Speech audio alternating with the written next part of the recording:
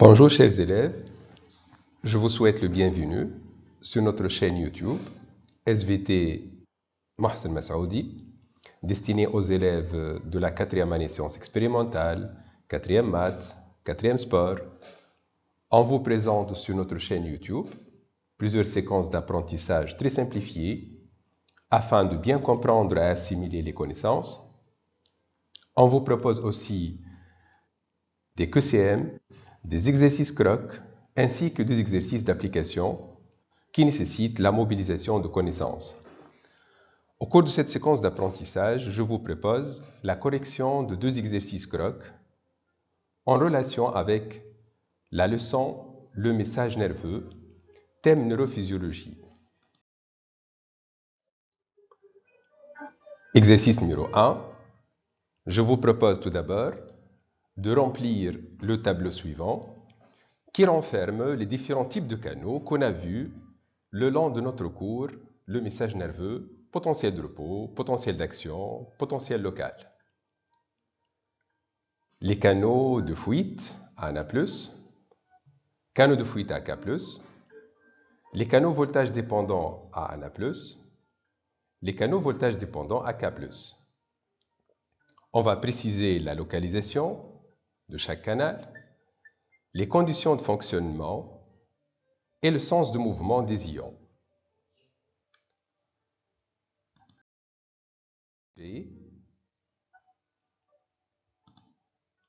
Concernant les canaux de fuite ANA+, sont localisés au niveau de la membrane de la fibre nerveuse, sont toujours ouverts et assurent l'entrée de ANA+.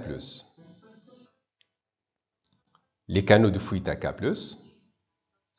localisés au niveau de la membrane de la fibre nerveuse, sont toujours ouverts et assurent la sortie de K+, du milieu intracellulaire vers le milieu extracellulaire.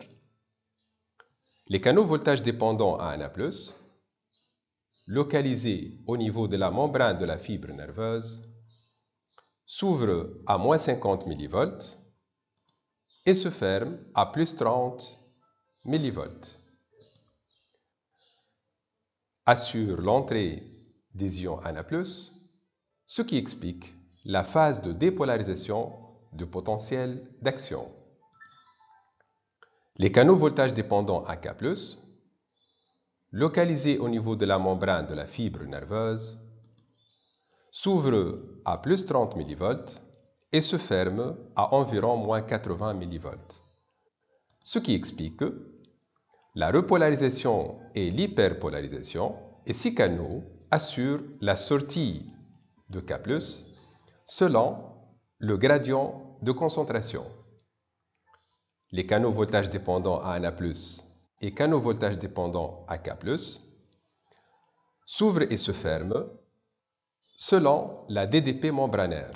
Et c'est pour cette raison sont appelés canaux voltage dépendants, ou bien parfois on trouve le terme canaux ioniques voltage dépendant. Passons maintenant à l'exercice numéro 2.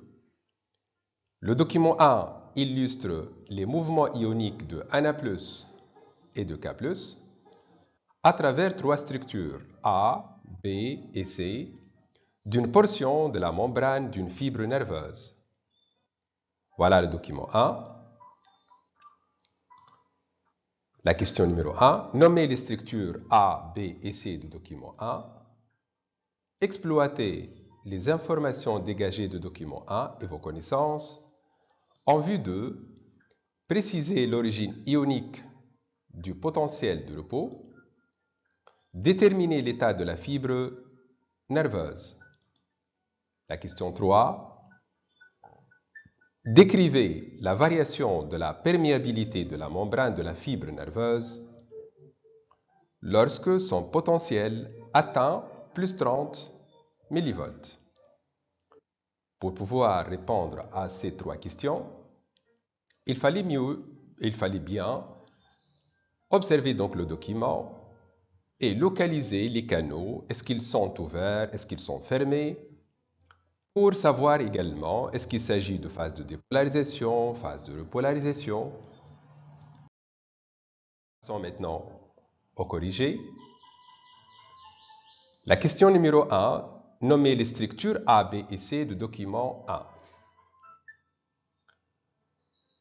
Tout d'abord, le milieu extracellulaire. Voilà le milieu intracellulaire. La structure A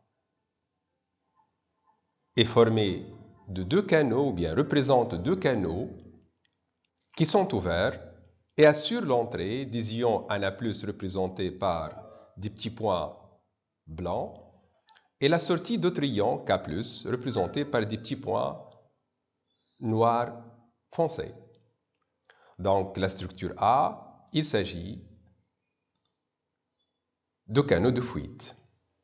La structure B assure la sortie des ions Na+, et l'entrée des ions K+, dans le milieu intracellulaire.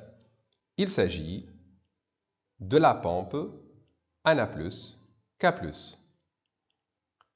Par contre, structure C, on observe qu'il y a un canal fermé et un autre canal qui est ouvert, assurant l'entrée des ions Na+.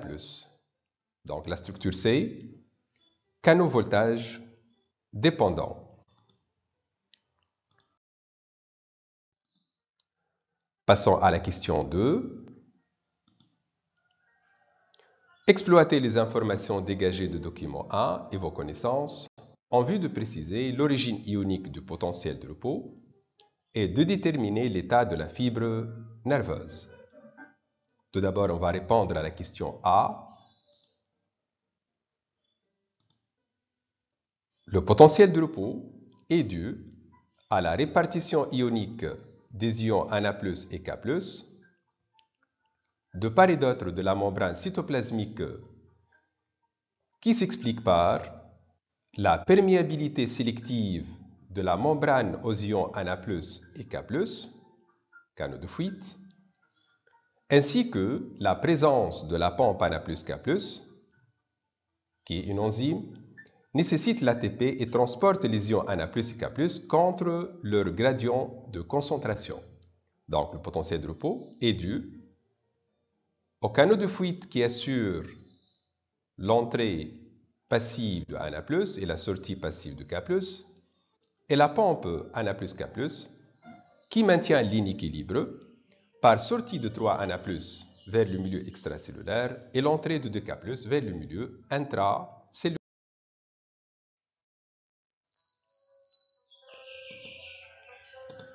La question petit b, déterminer l'état de la fibre nerveuse. Pour déterminer l'état de la fibre nerveuse, il faut bien observer le document 1 qui montre que les canaux de fuite sont toujours ouverts. Il y a un canal CVD, canaux voltage dépendant, qui est fermé et un canal qui est ouvert.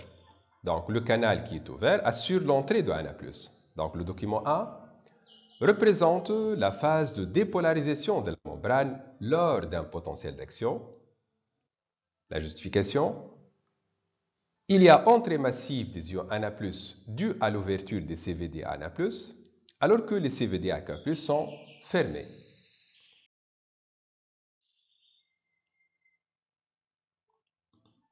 Passons à la question 3.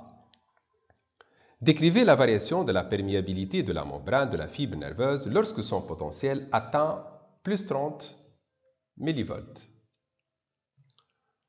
Lorsque le potentiel de la membrane atteint plus 30 mV, la perméabilité aux ions K+ augmente par ouverture des canaux voltage dépendants à K+, alors que les canaux voltage dépendants à Na+ se ferment, d'où la diminution de la perméabilité membranaire à ces ions.